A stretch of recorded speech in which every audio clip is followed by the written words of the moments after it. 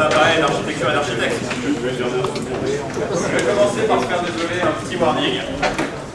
Attention, cette présentation n'est pas une présentation pour les architectes. Merci de votre compréhension. Qui est architecte dans la salle? Il en faut toujours au moins un. Ah. Ce sera donc mon petit ministre. Qu'est-ce que je veux dire par ce warning? C'est que malgré le titre, c'est vrai que je vais parler d'architecture, je veux juste vous rappeler cette titralité. Si vous êtes architecte, vous travaillez dans une équipe d'architectes qui ne voit jamais le code, qui passe 6 mois à faire des grands plans et des grands schémas dans sa tour d'ivoire, est-ce que c'est vraiment un architecte? Puisqu'un architecte, aucune décision ne résiste à la dure réalité de l'implémentation. Donc cette présentation va parler d'architecture, mais ça veut dire que ça parle de développement et aux développeurs. Qui maintenant est développeur dans la salle? Deuxième sondage. Ouais. Merci aux autres, vous êtes quand même venus. Alors, quel est le but de cette présentation? En fait, depuis voilà, Arpinum, on fait de logiciels, c'est chouette. On essaye d'être agile aussi, c'est plutôt chouette. Mais on se rend compte qu'il y a toujours une certaine tension entre le fait qu'on veut commencer à développer le plus vite possible, parce qu'on est agile, donc il ne faut pas faire trop de plans en avance, mais quel est le strict minimum de réflexion qu'on trouve intéressante à avoir avant de démarrer à coder? Je ne parle pas d'une startup, c'est-à-dire voilà, il y a déjà Nicolas qui est déjà passé par là, il a fait des tas d'études, des tas d'interviews. On veut commencer à coder. On a une solution. Donc nous, on voudrait, là aujourd'hui, vous présenter le minimum de réflexion qu'on pense utile à avoir. Et c'est vrai qu'Arpinum a une certaine manière de faire, on n'avait jamais essayé de l'organiser. Donc en fait, le but de cette présentation pour moi, c'est de voir si j'ai réussi à structurer la manière dont on le fait, et de voir si j'ai réussi à vous donner un petit framework, un petit cadre, peut-être dès demain, peut-être pas demain, mais dès lundi, pour pouvoir commencer à utiliser. Et je suis un grand fan, à Arpinum, nous sommes des grands fans d'un truc qui s'appelle le domaine du Even Design. Je crois que vous en avez peut-être entendu parler aujourd'hui, Rudy a fait une petite passe dessus. Et donc moi, je vais profiter aussi d'essayer d'en parler, parce que je trouve qu'on n'en parle pas assez de cette discipline. Donc voilà, c'est ça le but. Ça vous va? Vous avez le droit de partir de la salle maintenant. Ok. Alors, mon prof de philo disait toujours, pour bien commencer un sujet, il faut commencer par définir les termes. Donc on va essayer de faire une petite définition de l'architecture. C'est un grand classique, mais je reprends la définition de Martin Fowler. Il a écrit ça dans un billet qui s'appelait Who Needs an Architect, qu'il a écrit il y a quelques années, qui est génial. Et en gros, si je résume sa pensée dedans, il dit que l'architecture, c'est quoi? C'est l'ensemble des décisions qu'on aurait aimé prendre correctement dès le début. C'est une bonne définition, n'est-ce pas? C'est-à-dire que voilà, votre logiciel, vous avez peut-être cet effet-là. Ouais, il y a toujours des lol 4 forcément dans la présentation. Cet effet, vous savez, au bout d'un an, 2 ans de code, vous commencez à pleurer des larmes de sang parce que pour ajouter un bouton dans l'IHM, il me faut des mois, il me faut 3 semaines de dev. Déjà que je suis un client, il faut 3 semaines de dev pour ajouter un bouton. Donc c'est ça, et c'est là qu'on se dit, cette petite décision-là, si on était fait différemment au début, peut-être que maintenant ce serait mieux. Donc si on creuse les réflexions autour de l'architecture agile, on a des grands classiques. On dit souvent, une bonne architecture agile, ça consiste à retarder ses décisions. C'est-à-dire que plutôt que de prendre un paquet de décisions maintenant, si on attend, on aura peut-être plus d'informations pour prendre une décision un peu plus éclairée. Donc c'est pour ça qu'encore une fois, le côté tour d'ivoire en début de projet pendant 6 mois, je fais des méga schémas, ça ne sert pas à grand chose, puisque tant qu'on ne s'est pas confronté à la réalité de l'implémentation et la réalité du terrain, on ne sait pas si nos décisions sont bonnes ou pas. Donc ça, c'est un conseil qu'on nous donne. Mais comment l'appliquer réellement? C'est ce qu'on va essayer de creuser aujourd'hui. On donne aussi l'architecture agile, cette réflexion donne une autre piste, c'est cette idée de pouvoir changer d'avis. Vous savez, on a beau essayer de retarder les décisions, on se gourre, c'est un peu logique. Ou alors une décision qui était bonne à l'instant T, n'est plus à T+1. On avait 100 utilisateurs, maintenant on a 3 millions, c'est peut-être pas le même deal de gérer ça. Donc on a des principes pour ça, vous connaissez tous, puisque vous êtes tous super agiles. Vous connaissez les 5 principes solides. Okay. Et un de ceux que j'aime bien pour faire une petite métaphore très vite pour parler de solide, cette idée de la prise électrique. Vous avez envie de changer votre lampe chez vous parce que la lampe Ikea de l'année dernière n'est plus à la mode, vous avez reçu un nouveau catalogue, vous voulez la nouvelle lampe Ikea. Vous n'êtes pas obligé de détruire votre mur au marteau-piqueur pour réussir à retirer la prise du mur. Vous avez une super abstraction qui vous permet de débrancher la lampe pour brancher une nouvelle. Ouah! Qui ici peut débrancher dans son projet la base de données quand il veut, par exemple? Pas mal, pas mal. Là, je suis pas sûr. Ça, c'est vrai que beaucoup moins de monde le fait. C'est vrai. Donc en fait, ces réflexions sur l'architecture agile nous font dire, mais qu'est-ce qui reste finalement à l'architecture? Fuller, dans son article, dit quelque chose d'assez intéressant, c'est qu'historiquement, une décision d'architecture, enfin qui était considérée comme étant de l'architecture, c'était justement le fameux MCD. Tout le monde se rappelle ses cours de Doris. C'est le truc qu'on voit à la fac, mais qu'on n'utilise jamais. Donc le MCD, on me disait, bah oui, il faut prévoir parfaitement les tables de la base de données à l'avance, parce qu'ensuite ce sera très difficile à changer. Donc c'est pour ça que ça vaut le coup de faire toutes ces tables à l'avance, et ensuite on pourra développer tranquille. Il y en a encore qui font ça? Ok, c'est bon, on se repose de compagnie ici. Et ça, c'est une décision historiquement qui était considérée comme une décision d'architecture, il faut la prendre bien maintenant. Et maintenant, en fait, grâce à des outils de migration de base de données, vous utilisez, je ne sais pas, LibreBase ou ce genre de choses, vous vous dites, je peux changer d'avis sur la structure de ma base de données. Donc ça veut dire que ce n'est plus une décision d'architecture, c'est devenu une décision du quotidien, une décision tactique. Donc en fait, que reste-t-il l'architecture? Nous, on a envie de dire, au final, c'est ce que DDD appelle le strategic design. C'est-à-dire cette idée des choix tactiques du quotidien, quelle base, quel but, quel machin, ok, ça maintenant on a les techniques pour changer. Donc qu'est-ce qui reste l'architecture? Les décisions stratégiques. Quelqu'un joue à StarCraft dans la salle? Ouais. Vous voyez, du coup la différence entre tactique et stratégie. J'ai un Zergling qui débarque dans ma base. Là, il faut une tactique pour réussir à défoncer le Zergling et pas perdre la partie. J'ai peut-être un cyclope qui traîne, j'ai peut-être un Marines, faire du micro-management. Et voilà, je vais réussir à battre le Zergling. La stratégie, c'est plutôt de dire, bon, dans les 10 prochaines minutes, je vais partir en full porte-nef et on va voir ce qui va se passer. StarCraft 1, il n'y a plus des porte-nefs dans StarCraft 2. Oh, c'est bon, désolé. Ok, donc on en était là dans nos réflexions sur l'architecture agile. Mais voilà, c'est des guides, mais on a parfois du mal à implémenter vraiment au quotidien. Et l'année dernière, je suis tombé sur, en conférence, je crois que c'était à Grenoble, je crois. Voilà, c'est vrai qu'on a deux représentants de cette caste-là dans la salle. Et ou alors c'était à Lyon. Bref, c'était dans ce coin-là, là où il y a de neige. Et on va parler de real options, d'analyse par les options réelles. Pascal Le Canada avait fait un compte dessus, il avait oublié son nom, il est chez Marchand-One, donc il y avait quelqu'un.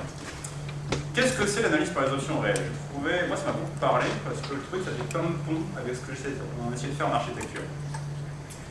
En fait, l'analyse par les options réelles, c'est tout bête. Ça vient du monde financier, qu'on trouve ça bien ou pas, peu importe. L'idée, c'est qu'une option, ça a juste trois caractéristiques. Voilà, c'est tout bête, une option de la valeur. Si vous décidez d'implémenter cette option, vous espérez en tirer un certain gain. Est-ce que ça veut dire que vous allez faire plus d'argent avec? Est-ce que ça veut dire que vous allez pouvoir gérer des millions d'utilisateurs? Vous avez une valeur liée à cette option. Une option expire. Vous n'avez pas l'éternité pour décider de l'implémenter ou pas. Par exemple, vous avez une super option qui vous prend pour un mois de développement, vous devez livrer dans 2 mois. Vous voyez bien l'idée qu'à un moment, cette option, je ne peux plus la faire. Et ça, c'est une partie aussi qui m'intéresse beaucoup dans l'exploration réelle, ne jamais s'engager sans savoir pourquoi. Donc ça rejoint un petit peu le retard des décisions qu'on a vu juste avant. Ça nous donne peut-être ici une piste sur comment réussir à prendre des décisions. C'est cette idée de si je décide d'utiliser tel framework, telle bible, telle technologie, est-ce que je sais vraiment pourquoi? Sachant que pourquoi, ça ne doit pas juste être parce que c'est cool, et Google, c'est génial. Non, parce que vraiment, vous avez un intérêt à utiliser cette option. Et en fait, on peut commencer à imaginer notre architecture comme un ensemble d'options. Ça fait beaucoup d'écho avec tout le monde de la journée, c'est super chouette. On peut commencer à envisager notre architecture en termes d'options, et quand on choisit une option, quelle option ça nous laisse ouverte. C'est-à-dire que quand je décide de m'engager sur une option, combien ça m'enferme, combien ça m'ouvre. Si on creuse un peu, dans les real options, c'est cette différence entre quand est-ce que je suis engagé et quand est-ce que j'ai encore une option. Moi j'aime bien ça, ça ne représente pas cette idée. Si je me suis engagé trop tôt sans savoir pourquoi, voilà le dur retour du terrain dans ma tête de développeur. Par exemple, le fait que je parle aujourd'hui de l'Agile Tour, jusqu'à il y a un quart d'heure, est-ce que c'était une option ou un engagement de ma part? Tant que j'étais pas dans la salle à commencer, c'était toujours une option pour moi. Je pouvais toujours trouver quelque chose de plus intéressant à faire que de venir vous parler. Bon, d'accord, il n'y avait rien de plus intéressant à faire que ça. Et en fait, pourquoi je fais ce petit parallèle? Parce que c'est un peu pareil dans notre quotidien. Finalement, on se sent parfois super engagé de faire les choses de telle ou telle manière, mais c'est vraiment le cas. Tout à l'heure, quelqu'un a dit, mon manager m'oblige à ne pas faire de test. Non. Est-ce un engagement ou est-ce une option? Je ne me suis pas vraiment engagé auprès de lui à ne pas faire de tests, c'est mon boulot, je fais ce que je veux, donc j'ai l'option de faire des tests. Cette grosse base de données qu'on va forcer à utiliser, est-ce que c'est un engagement à utiliser? Est-ce que c'est une option? J'aime bien, du coup, ici, maintenant, d'envisager le monde comme ça, comme cet ensemble de possibilités. Est-ce que c'est une option, est-ce que c'est un engagement? Et donc voilà, la réalité qui se cache derrière ça, c'est cette idée de quand on décide de prendre un engagement, voilà. C'est bien de prendre cette décision parce qu'on a accumulé assez d'informations pour dire que je pense qu'à ce moment-là, c'est la meilleure. On répète un peu, mais vous voyez l'idée. C'est bon, vous me suivez? Donc, comme je l'ai dit, cette idée, c'est de quand en final on prend une décision, on essaie du coup de réfléchir en termes de quelles sont les options qu'elle nous laisse ouvertes. Par exemple, si vous utilisez un gros framework full stack, combien d'options ça vous ouvre, combien d'options ça vous ferme? Quelqu'un a dit juste avant que quand vous prenez un gros framework, en fait, ça a pris beaucoup de décisions pour vous. Ça veut dire que ça a fermé beaucoup d'options. En fait, vous vous retrouvez à dire, mon framework il marche super bien dans ce cadre-là, et si demain mon marché change, mon environnement change, il faudrait que j'ai des options pour réagir autrement. Et je les ai plus ces options, parce que le framework a décidé que c'était comme ça. Et peut-être qu'il marchait bien pour mes 100 utilisateurs, mais il ne marche pas pour mes 100 000. J'ai fermé l'option de monter à 100 utilisateurs, j'ai fermé l'option de réussir. Dommage. Je parle toujours des frameworks à un moment donné dans ma présentation, c'était le moment. Et il se cache quelque chose d'autre déjà que j'ai beaucoup aimé dans les options réelles, c'est cette idée de, voilà, ça arrête de se tromper, encore une fois. Et en fait, un petit cadre sympa, une petite manière de réfléchir, c'est finalement quand on s'est trompé, par exemple, vous marchez dans la savane, vous cassez, ou ça arrive tous les jours, marcher dans la savane, c'est réaliste, vous trébuchez, vous ouvrez la jambe. En gros, votre temps de récupération, s'il est supérieur à votre temps de survie, vous allez mourir.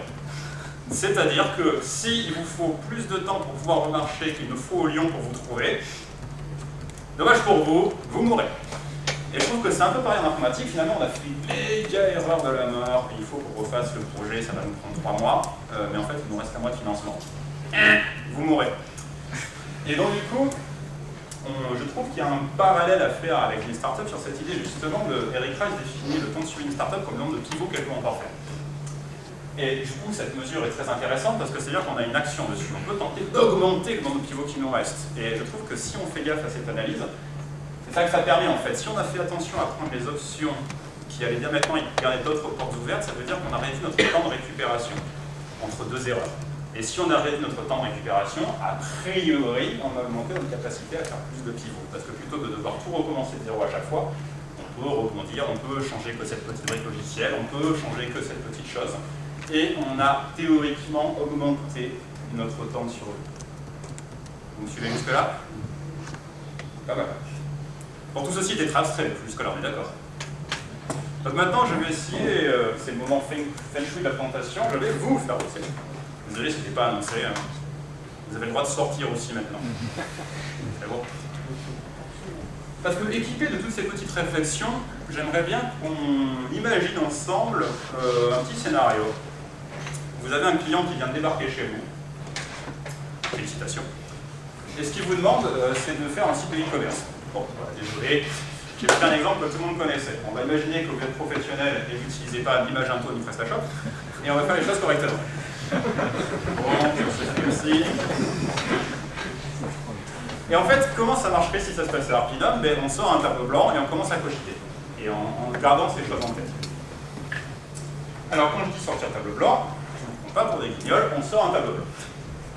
Ah, tiens, il y a le résultat de la conf atomique. Ah, vite, il faut que j'efface tout ça. C'est bon, j'ai rien dit. Donc, ceci est un tableau blanc. Je peux dessiner. Enfin, je peux dessiner. Je peux faire des traits. Et voilà, je pose la question, le client arrive, il vous dit de faire un site de e-commerce, comment vous réfléchissez au problème? Question difficile. Vous pourriez dire, bon ok, nous ce qu'il nous demande de faire c'est une magnifique application de e-commerce, donc notre domaine, on parle en termes DDD du terme, c'est de dire voilà, mon application c'est ça, une application de e-commerce. Vous trouvez ça peut-être un peu limité, hein. Donc ça, en fait, c'est quoi? C'est un appôt à faire une application monolithique qui dit « Kamehameha, voici mes fonctionnalités, c'est un site de e-commerce ».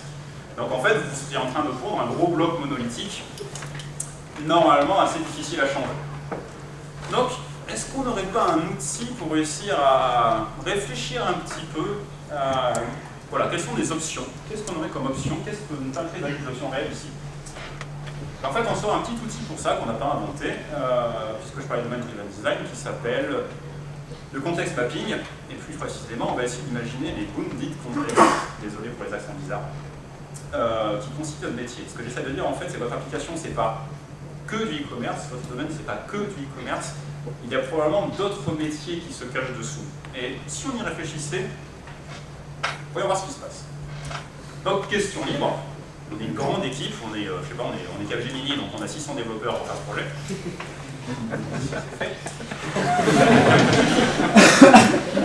Bonne chance si quelqu'un Capgemini ici, c'est vrai. J'ai changé de bouc émissaire cette année, c'est bien. Ok, réfléchissons. Qu'est-ce qui se passe dans l'application de e-commerce? À votre avis, qu'est-ce qu'il y a comme métier, qu'est-ce qu'il y a comme sous-métier, comme sous-domaine qui se cache dans votre application de e-commerce? Oui. Je pense que c'est un peu triché de ta part, mais oui.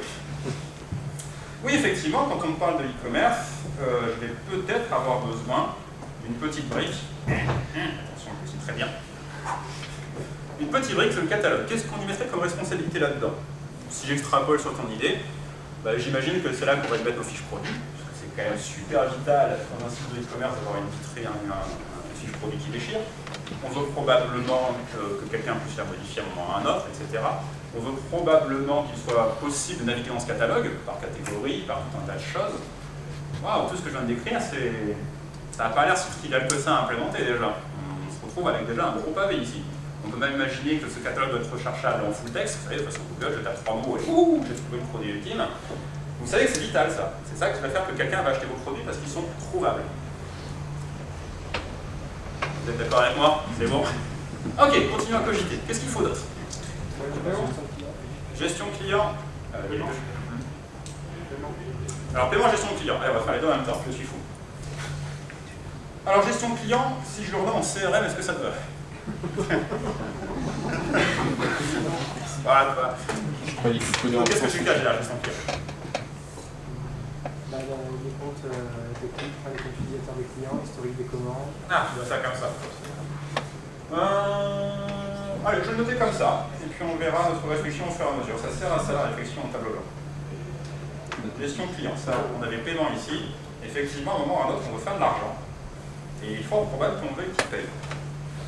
Donc ça a l'air tout bête, mais voilà, gestion des paiements, il va falloir vous intégrer quelque chose, un PayPal, que sais-je, un Stripe, un Paymill, un Cyberplus, peu importe, mais il va falloir à un moment ou à un autre réussir à payer.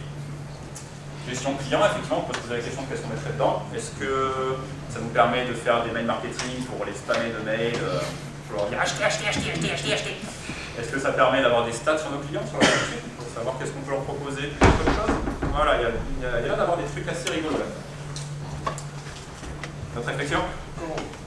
Commande. Oui, à un moment ou à un autre, il faut effectivement que nos petits clients, adorés qu'on adore, ils puissent ajouter des produits dans un panier et qu'ils puissent à un moment ou à un autre le transformer en une commande. Autre chose?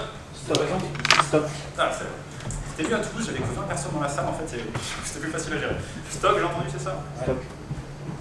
Effectivement, à un moment ou à un autre, il faut... Alors, j'extrapole un peu sur les mots, mais moi, ce que je mettrais derrière stock, effectivement, c'est cette idée, effectivement, qu'il faut que je gère intelligemment mes stocks. Parce qu'un stock, le lead m'a appris que c'était un gaspillage. En tant qu'à faire, je vais essayer d'avoir dans mon entrepôt que le strict minimum de produits qui me suffit pour assurer ma vente. Du coup, il y a peut-être certains produits, si j'en ai 3 en stock, c'est pas bien grave, puisqu'on en commande 3 par an. Mais là, certains, si j'en ai 100 000 en stock, c'est une catastrophe, parce qu'en fait, j'en vends 150 000 par jour. Et ensuite, on peut rajouter à ça la problématique du « Ah oui, mais c'est saisonnier. Moi, je vends des radiateurs. Donc en fait, si j'en ai 3 en été, c'est peut-être pas bien grave. Par contre, en hiver, il m'en faut beaucoup plus. » Ouais, ça a l'air d'être un petit métier sympa, en fait, qui se cache là-dedans. On pourrait même faire du machine learning. Comme ça va être super funky. L'expédition, j'ai entendu, je crois. Ouais. Effectivement, à un moment ou à un autre, il faut que je sois capable de faire de l'expédition.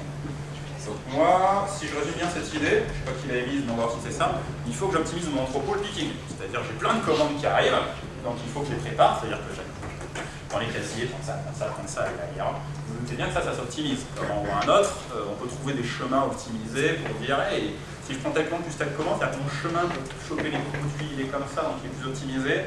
Ou alors peut-être que j'ai déjà des tapis roulants et tout le tremblement, et il faut essayer de gérer ça. Voilà, il y a l'air d'avoir tout un métier planqué derrière sur la gestion de l'expédition. Bon, ensuite, si vous expédiez en France, utilisez la poste, vous devrez aussi gérer le vol. Mais ça, c'est très particulier. Qui bosse là-dedans, si.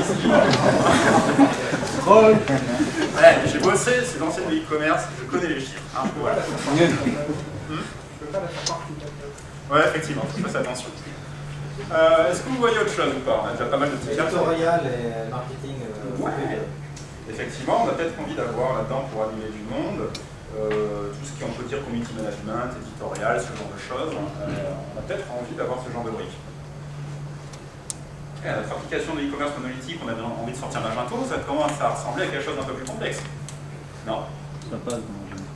Est-ce que vous voyez autre chose? Ouais, facturation compta, effectivement, c'est tout ce qu'on pourra envisager. C'est cette idée, mes clients qui ont commandé, ben, à un moment, il faut que je leur en balance des factures.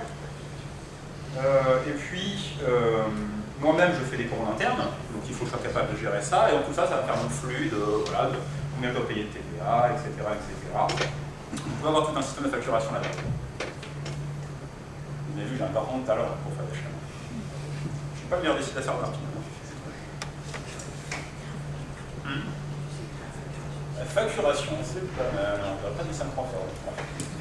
Ah d'accord, désolé. C'est dégueulasse, il n'est pas dans la salle. Ouais, je préfère. Est-ce que vous voyez autre chose? Pricer. Alors, défini. Le prix à payer pour le client. Ah, ça, ouais, ça c'est funky ça. Tu veux dire, si j'en ai un billet de train et que j'avais divisé sur mon site, j'augmente le prix au fur et à mesure ou ce genre de choses? Tout le monde en prendra pour son verre aujourd'hui, tout le monde. Ouais, on pourrait imaginer comme ça. Ensuite, bon, on pourrait continuer à complexifier longtemps. La connexion avec des agrégateurs, des comparateurs. Ouais, voilà, on peut aller très loin. On peut parler des agrégateurs. On pourrait parler d'un moteur de prévision de vente. Vous savez ce qu'Amazon a commencé à dire, où il dit on est capable de dire quand vous allez acheter quoi. C'est presque plus fort que Facebook, c'est dire. Ou tout simplement, pour rester un peu plus terre à terre, vous avez la publicité sur Amazon. C'est bizarre, il sait parfaitement que hier vous êtes allé regarder des slips. Et donc il vous propose des slips. Et du coup, le moteur d'Amazon, il est capable de vous dire en fonction des commandes passées, je t'affiche un truc, en fonction de ton histoire d'immédiatement, je t'affiche un truc. Ça a l'air assez balèze, ça va faire de rien. Donc ça, voilà, il peut se passer plein de choses. Donc là, avec cette petite analyse qu'on vient de faire ensemble, notre merveilleuse équipe, cette petite réflexion, ça ne nous a pas pris super longtemps, vous voyez ce que je veux dire.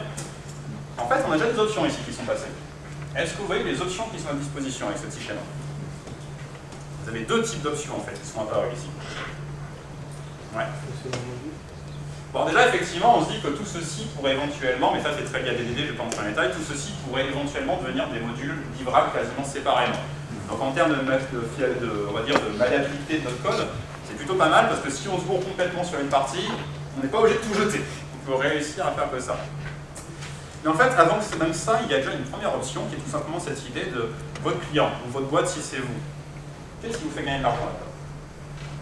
Et finalement, là-dedans, si vous identifiez qu'est-ce qui vous fait gagner de l'argent, ça vous donne une information intéressante. Ça donne une information. Ah, mais si t'étais là, ça. Voilà, c'est bon. J'ai du mal de quelqu'un de présent pour une fois, ça change. Désolé. En fait, l'option que vous avez, c'est de dire si là-dedans j'identifie ce qui me fait gagner de l'argent, c'est-à-dire que tout ce qui est à côté des connexes et du support, j'ai peut-être l'option de ne pas le faire moi-même. J'ai peut-être l'option de dire, ben ça, plutôt que d'investir mon temps de dev et mon argent à avoir une équipe de cadors qui le développe, je peux peut-être décider de l'externaliser, d'acheter une solution toute faite du marché. Faisons le tour. À votre avis, est-ce que la gestion, on va commencer simple, de facturation, je peux trouver un système externe qui fait ça à ma place? Je pense que c'est possible. Le système de catalogue, à votre avis?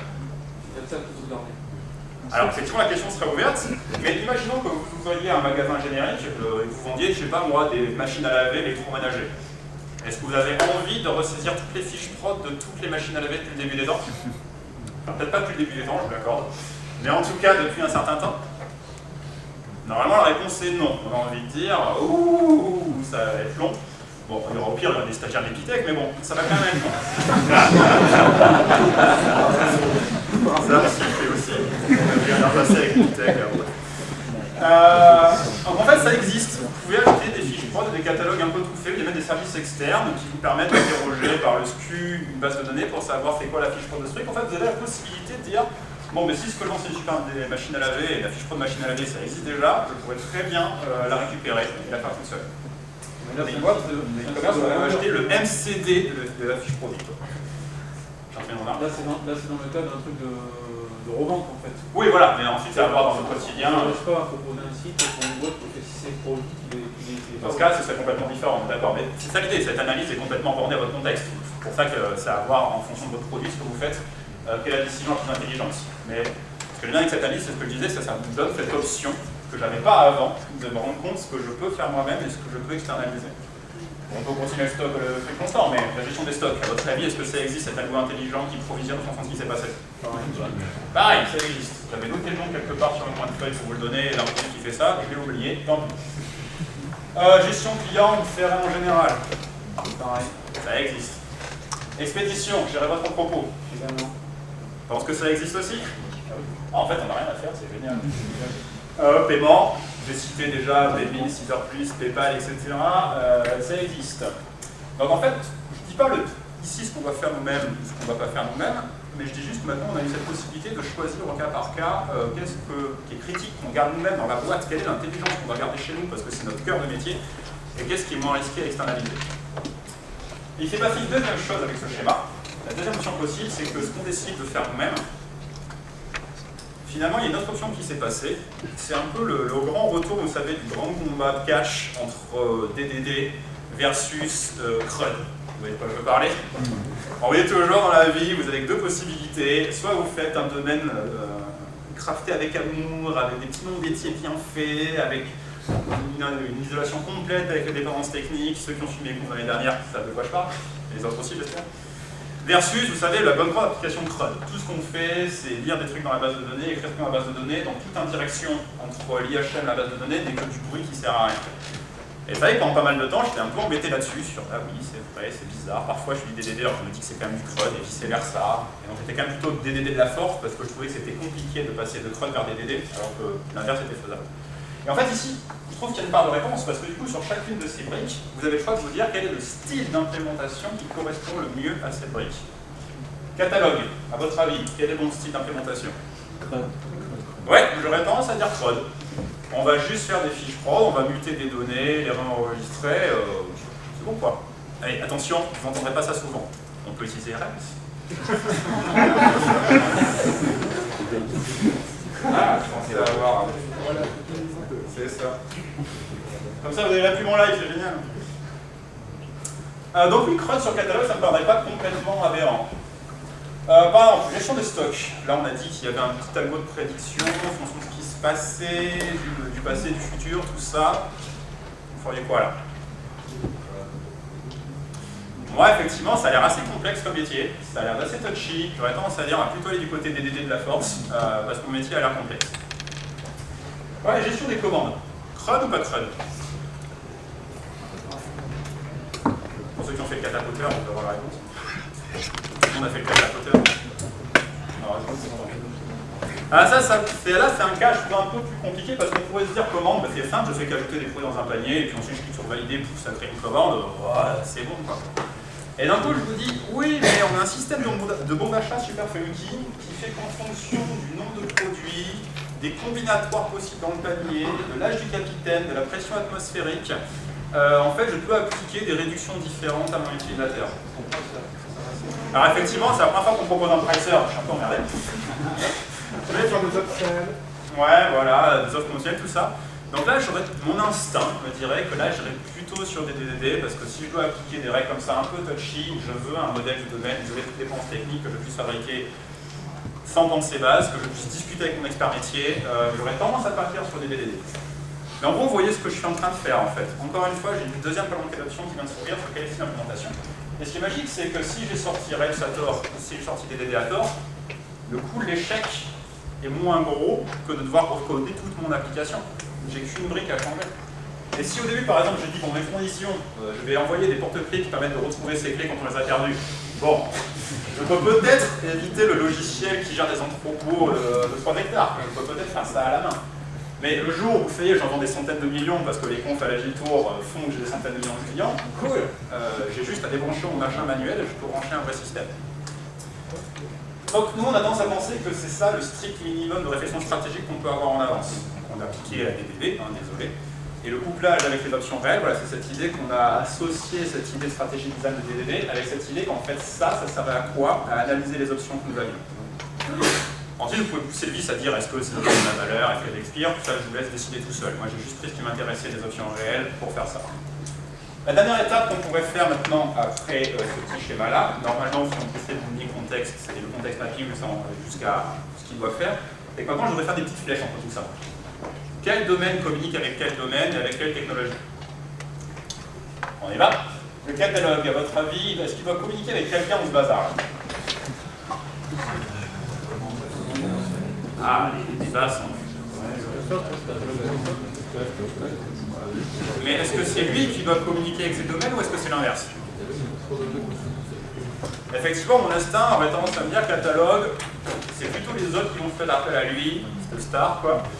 Et lui, il va rester tranquille dans son coin à juste dire, moi, je suis des fiches prod avec probablement un identifiant unique global sur le prodé, donc on veut ça, quoi. Le fameux SKU, ça sert à ça, pour ceux qui connaissent le terme. C'est pas un terme pour nous, hein, c'est la stock keeping unit, je crois. Et personne bête, et ma blague a fait flop. Donc effectivement, ce catalogue, il peut vivre tout seul dans son coin. Et quand on dit vivre tout seul dans son coin, c'est-à-dire génial, je peux vraiment faire un livrable à part que je vis tout seul dans son coin. Donc plutôt que de livrer tout le bazar à chaque fois que je fais une mise en prod, je peux livrer que ça. Du coup, effectivement, on peut se dire, la commande, vous l'avez dit, probablement qu'elle aura besoin de récupérer des infos dans le catalogue à un moment ou à un autre, d'une manière ou d'une autre. Le stock, on est moins sûr finalement. Vous avez dit que ça fait communiquer avec le catalogue? Ouais, oui et non. Ce qui m'intéresse dans le stock, il faut connaître, c'est vrai, il faut connaître le poids du produit, sans doute, il faut connaître ce genre d'informations. Est-ce qu'il les tire du catalogue? Est-ce qu'il les tire pas du catalogue? C'est à voir. Le paiement, la commande va sûrement ordonner au paiement de faire des choses, ça va être dans ce sens-là la communication. Et ensuite, ici, on pourrait se poser des questions de design, du genre, ok, la facturation, est-ce que ça se passe dans ce sens-là ou est-ce que ça se passe dans l'autre? Est-ce qu'il y a un compte qui fait ça aussi pour que la facture dise, le paiement dise à la facture c'est bon, c'est payé? Là, c'est à vous de voir, vraiment. Je vous laisse cogiter tout seul à ce genre de flèche. Ce que j'essaie de dire en gros, c'est qu'on essaye absolument d'éviter, comme en toute décision de design d'architecture, on veut éviter la bidirectionnalité. Si ça va dans les deux sens, c'est probablement qu'en fait c'est le même module. Et on essaye d'éviter les cycles aussi. S'il y a un cycle, c'est qu'il y a quelque chose quelque part qui cloche. Et voilà, si vous êtes peut-être déjà habitué à ces techniques-là, voilà, vous faites des classes, vous pensez peut-être en termes d'inversion de contrôle et ce genre de choses, vous pensez déjà comment faire le confond de la flèche, c'est pareil ici. Et sur chacune de ces flèches, vous pouvez vous poser la question de c'est quoi la techno de communication? Est-ce que c'est une API REST?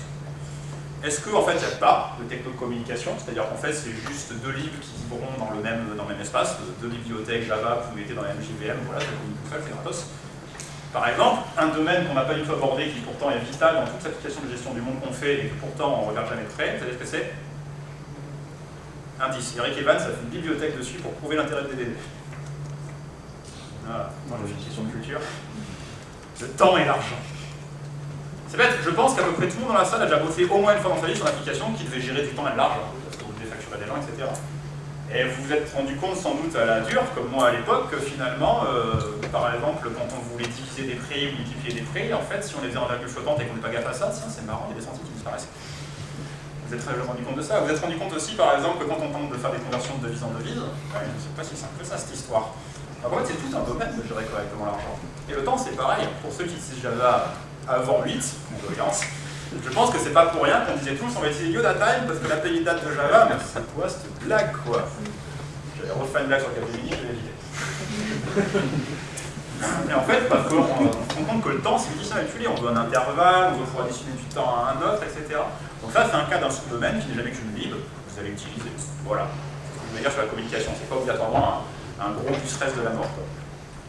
En ce qui est de communication, vous avez d'autres choses. Vous pouvez faire un bus d'entreprise, voilà, vous utilisez RabbitMQ, 0MQ, que sais-je, ce qui vous passe par la tête, pour que tout ce petit monde communique par ce genre de choses. Vous avez voilà, pas mal d'options à votre disposition.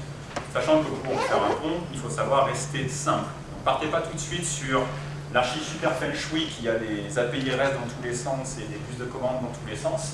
Parce que dès que vous décidez de faire quelque chose et va communiquer avec un système externe, vous achetez la complexité de vous synchroniser correctement avec ce système externe. Donc nous, ce qu'on essaye de faire avec ce schéma, c'est de dire ok, on voit ça.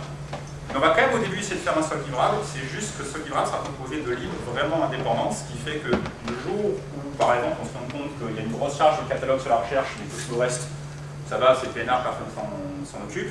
Donc on peut prendre cette brique de catalogue, pouf, la mettre sur un serveur, redonder dans tous les sens, avec 30 instances de partout, et le reste continue à vivre sa vie tranquille. En fait, ce que j'essaie de dire, voilà, c'est qu'avec ça, nos options sont complètement ouvertes. Même si c'est qu'un seul livrable au début, on a fait en sorte qu'on puisse dire ça je le mets à part, ça je le change, ça je le remplace par ça je fais ça comme ça, c'est génial la vie arcade. Non. J'essaie de vendre du rêve un petit peu, quoi, faut m'aider. Bon, ensuite, vous pourrez aller torturer mes collègues pour savoir si c'est vraiment vrai ce que je dis. Ok, je crois que j'ai passé à la timebox tout à l'heure, mais je sais plus où j'en suis. Le reste, 25. Oh, c'est génial, c'est royal. Pour une fois, j'ai essayé de faire une présentation. Ne débordez pas. C'est une bonne nouvelle.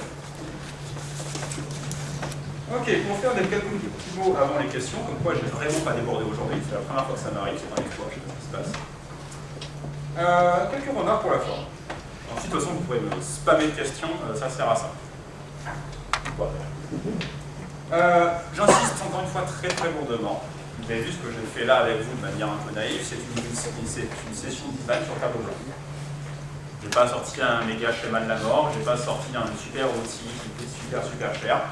Un tableau blanc, des VLDA, une équipe, vous pouvez avoir cette réflexion. Ça veut dire que dès lundi dans votre boîte, si vous bossez sur un logiciel XY, vous pouvez prendre 10 minutes pour poser ce tableau blanc et essayer de voir, de dessiner cette carte. Et il y a des chances que vous vous rendiez compte en dessinant cette carte que vous rencontriez et que vous mettiez le doigt sur des problèmes que vous avez au quotidien. C'est-à-dire que vous avez peut-être des souffrances au quotidien sur mon architecture c'est bizarre, ah ça me fait un peu souffrir, ah ça marche pas très bien. Et en fait, juste faire cette petite carte, vous allez peut-être vous rendre compte que ah mais en fait ça marche pas très bien parce que là j'ai mélangé deux domaines ensemble.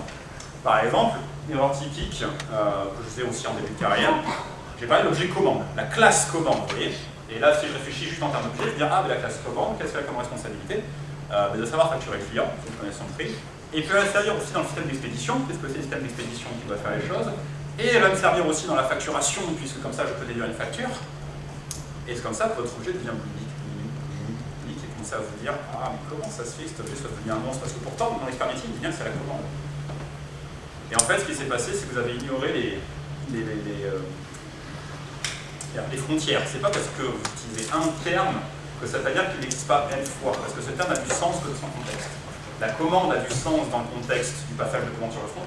La commande a un autre sens côté expédition, et la commande a sûrement un autre terme, enfin une autre connotation dans encore un autre domaine. Donc il faut faire gaffe à cet effet entre guillemets classique de l'objet qui dit bah, j'ai cet objet, donc j'y mets tout dedans puisque c'est le bon nom.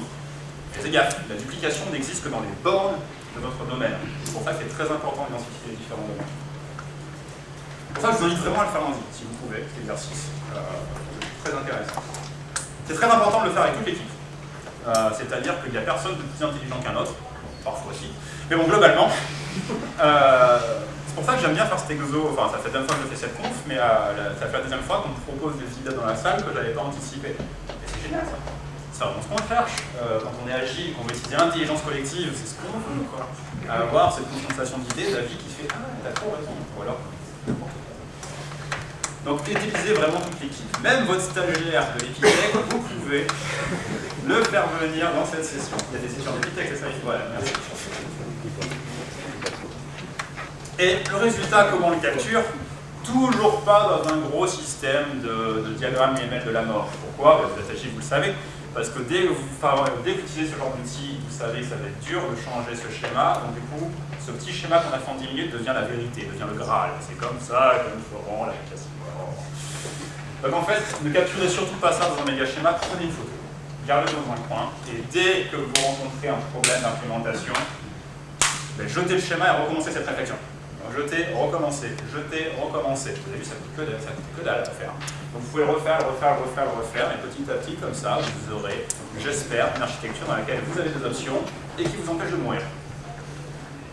C'était normalement à peu près ça, normalement, une citation finale. Ouais, on s'en fout, je vous le dis. Voilà, du coup, on a plein de temps pour les questions, pour une fois, j'ai pas débordé. Oui, c'est vraiment la fin de la présentation. Une question? Tu n'as pas trop abordé les aspects non fonctionnels, sécurité, performance, tout ça. Effectivement. Comment tu l'abordes? En fait, j'essaye, je crois que c'est vrai, je crois qu'il y a des tellement jusqu'au boutiste au niveau du contexte, il fait carrément des contextes différents en fonction justement de ce genre de questions. Il est super malin, il doit avoir raison. Moi, pour l'instant, c'est juste que j'essaie d'intégrer cette réflexion à l'intérieur d'un domaine lui-même. C'est-à-dire, sur ce domaine-là, je vais me dire, est-ce que lui, il a besoin qu'il soit super performant et qu'est-ce qu'il faut mettre dedans? Est-ce que ce domaine-là doit être super sécurisé? Dans ce cas, je vais sortir toutes mes clés sans crypto de la Terre pour que ça soit sécurisé. Comme c'est que stratégique, j'ai tendance à rester juste à ce niveau-là, cette réflexion sur la sécurité et les performances. Peut-être que c'est naïf, mais pour l'instant, ça nous a pas trop mal réussi, on va dire. Enfin, aucun client n'est revenu nous égorger en disant ton truc, tout le monde m'a volé ma base de données. Donc, je sais pas si on répond à la question. Oui, enfin, parce que je pense qu'il y a aussi justement sur les aspects, il y a aussi des architectures d'infrastructure justement par rapport aux performances, avec du load balancing, avec des règles de duplication, d'application, qui a des impacts sur comment on conçoit aussi justement le code. Et du coup, comment on prend en compte ces aspects-là, c'est pas toujours aussi simple que ça. Non, clairement, de toute façon, voilà, si c'était qu'un exercice de style, voilà, ça je veux dire, dans les décisions contraires d'arrêter, il va falloir qu'on se mange de choses. Mais je trouve, pour avoir eu justement des projets qui ont eu des contraintes assez fortes en sécurité ces derniers temps, que cette réflexion-là aide pas mal, parce que du coup, on a pu identifier les blocs vraiment ultra sécurisés, là, personne ne doit rentrer, et les blocs, on dit, c'est pas grave. Et donc en termes de dev, ça nous a un peu allégé, parce que plutôt que de tout rendre ultra sécurisé, on a juste rendu une partie ultra blindée, et le reste, alors, on va lâcher un peu les contraintes. Bon, c'est un peu vite fait comme réponse, mais c'est tout ce que je peux dire comme ça. Juste après, je laisse la place. Justement, par Amazon, c'est intéressant parce que vous faites d'abord un BCP e-commerce, et puis après, il y a le cloud qui est arrivé, justement en séparant. Il y a eu besoin justement d'un métier de savoir mettre à la demande en fait, des VM pour tout ça. Donc, on voit que beaucoup de l'aspect fonctionnel, mais aussi non fonctionnel et technique, peuvent aussi apporter sur le métier. Ouais, ça, c'est une réflexion, enfin, ça mériterait qu'on va lire ce soir pour en parler, parce que le pont justement entre technique, l'influence de la technique sur le fonctionnel et vice versa est toujours un sujet qui me passionne. Pourquoi des cas ce soir? Ouais. Là, est-ce que les projets que vous faites à Pinion, est-ce que ça ressemble à ça? Là, c'était un peu un gros projet, hein, on va dire, et un peu à la manœuvre water sur ça. Pas trop de startups dans la. Non, voilà, j'ai déjà dit, Nicolas est passé par là, il a dit que c'était ça qu'il fallait faire. Tu me renvoies là. Donc du coup, je prends un exemple sur un projet que vous avez fait. Et aussi deuxième chose, Amazon, ils ont peut-être commencé comme ça, mais je suis pas sûr. Ils ont des choses qui passent de CRUD à de dans les meilleurs de temps. Cette évolution aussi de pouvoir passer à des etc. Comment tu veux dire ça? Alors, c'est pas forcément que je le gère, c'est plutôt une réflexion de fond en fait, parce qu'on cite souvent, enfin je sais pas si c'est lié à ça, mais cet exemple de startups connues qui ont commencé avec Rails et qui ont du tout migré vers d'autres technologies au fur et à mesure. Moi je réponds à ça un petit peu avec le schéma que j'ai fait sur le temps de survie et le temps de récupération. C'est que c'est des startups qui ont pu faire cette migration parce qu'il se trouve qu'ils avaient les moyens de le faire. Et pour une startup qui a réussi cette migration, en fait, on ne parle pas sans doute des milliers d'autres qui n'avaient juste pas les moyens de jeter Rails pour passer à quelque chose qui supportait vraiment leur croissance. Donc notre réponse là-dessus, c'est voilà, il faut simplifier le truc. Et on trouve que ça, dans le cas de startup, voilà, comme on a un peu plus utilisé les choses, on réduit le risque de nos erreurs. C'est assez rare qu'on passe d'un style à l'autre, honnêtement, même si ça m'est déjà arrivé une fois. Et enfin, c'est vrai que faire entrer dans les détails du code, c'est assez difficile d'expliquer comment on a fait la transition, mais ça se fait assez naturellement. Ça se fait en codant, on se rend compte qu'en fait, ce type de code est plus appliqué qu'un autre. Ça m'est arrivé il y a 2 semaines, à peu près d'ailleurs, fait une partie sur un produit sur lequel on est passé d'un style qui était censé être plus des DDS, et en fait, non, finalement, c'était du CRUD, mais ça marchait très très bien. Mais voilà, ça rentrer dans les détails du code, c'est assez difficile de décrire. Tout ce que je peux dire, voilà, c'est que cette séparation body-context permet vraiment d'isoler la portée d'une erreur. C'est pas en démique, ça ne fait pas tomber tout le monde, ça fait tomber que cette partie. Et pour donner un exemple réel, puisque c'était ça la question aussi, voilà, là on a fait du bus à faire des tas de boîtes.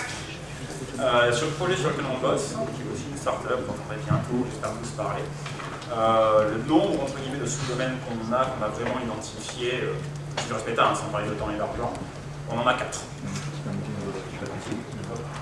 À peu près 4. 5. Oh la vache. Pour les petits, c'est impressionnant. Et 5, c'est un projet assez complexe. C'est pas le cas nominal. La startup précédente, on avait 2. Éventuel.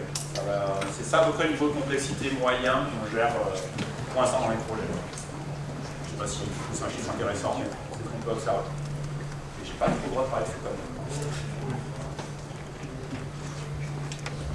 D'autres remarques, d'autres questions? Insultez-moi si vous insultez, c'est ça. Qu'est-ce que tu fais déjà un switch de Drive versus ah oui, je veux dire j'ai acheté un produit, maintenant je le fais moi-même. Ah, bonne question. ou l'inverse? Ou l'inverse. Vous savez, ils disent ça. Oui, C'était une option. ouais. Oui, en fait, oui, je l'ai fait une fois, c'est vrai. Mais c'est peut-être pas un exemple très révélateur, c'est le mail. Quoi. Je faisais les SMTP, le mail dans les SMTP moi-même avec la fusion de champs moi-même. Et puis on s'est mis à utiliser Mailchimp, je crois, ou un Frangoula. Vendu. Bon, on fera l'histoire après sur les communications qu'on a eues tous les deux sur laquelle. Bref. Mais c'est vrai que j'ai pas eu de grands.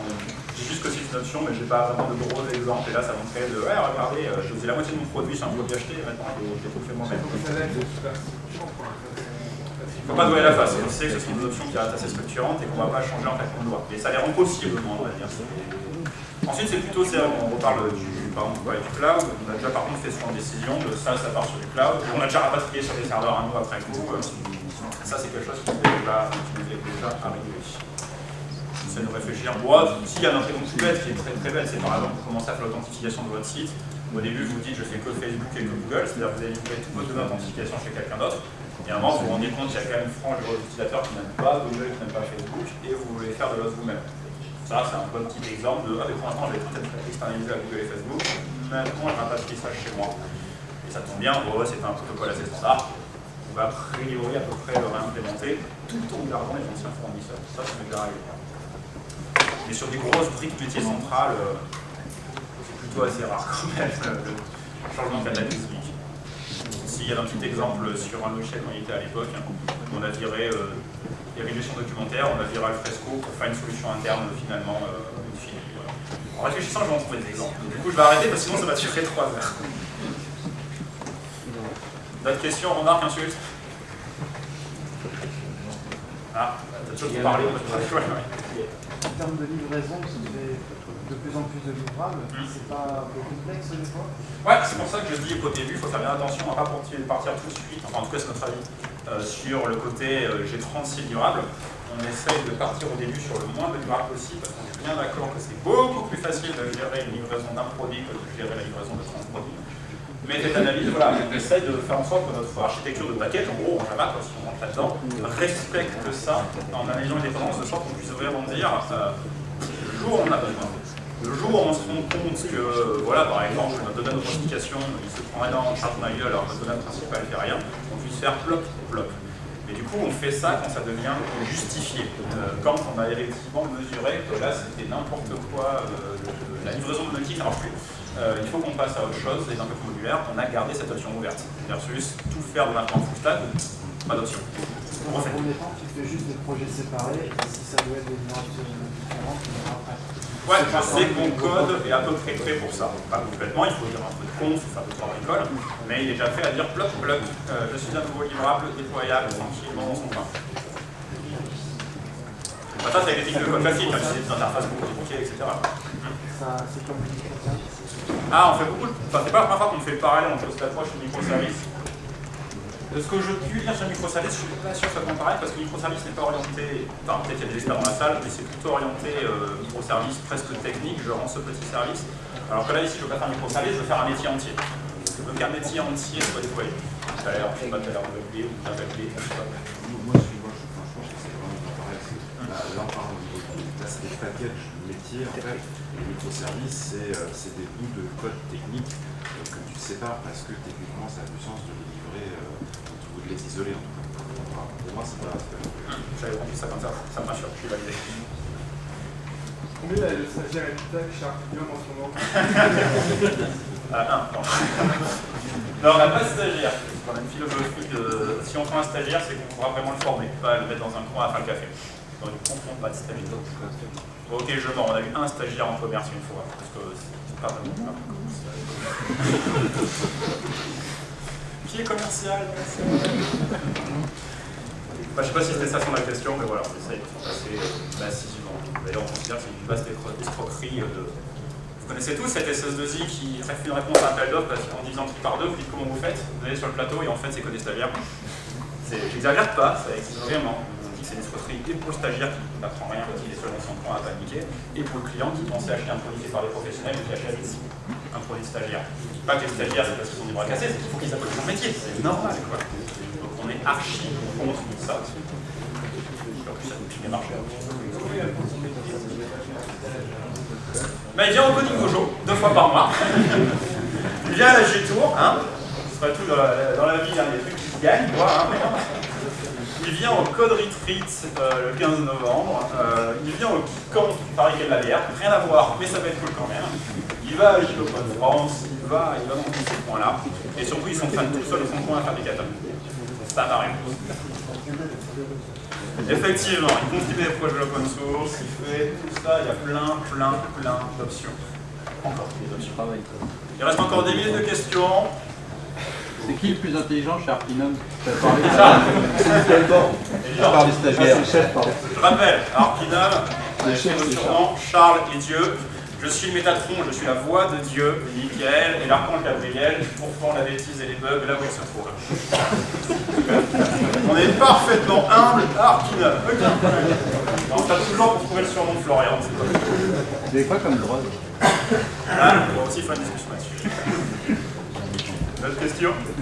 Intelligente? C'est plutôt, quand tu fais des briques, est-ce que tu prends juste back-end et comment ça se passe le front-end, justement, ergonomie, IHM? Parce que justement, est-ce que tu l'importes aussi, sachant que l'ergonomie et le parcours utilisateur est quand même vachement important sur le commerce? Alors, vite fait, déjà un point d'information, c'est qu'en regardant les bougies contexte à la DDD, si on lit le bouquin de Bob Vernon là-dessus, ça a fait un bouquin qui s'appelle Implementing DDD, qui est une tuerie, lisez de tous. Et pour lui, un bougie contexte est un livrable à part entière, enfin complet, je veux dire. C'est-à-dire son IHM est livré avec, normalement. Et donc, du coup, son parcours utilisateur, ce genre de choses, est cogité avec. En toute honnêteté, à Arpinum, on n'a pas vraiment réussi à faire ça, donc on a quand même toujours tendance à faire un livrable séparé pour le web et le livrable séparé pour le serveur. Parce que souvent, c'est une API qui est consommée par une web.js. Donc ça, c'est pratique de faire ça comme ça. Mais on va peut-être rentrer dans les détails d'architecture, mais quand on fait du DDD, on essaye de penser en termes de quelles sont les commandes que je vais exécuter dans mon domaine et une commande représente un cas d'utilisation.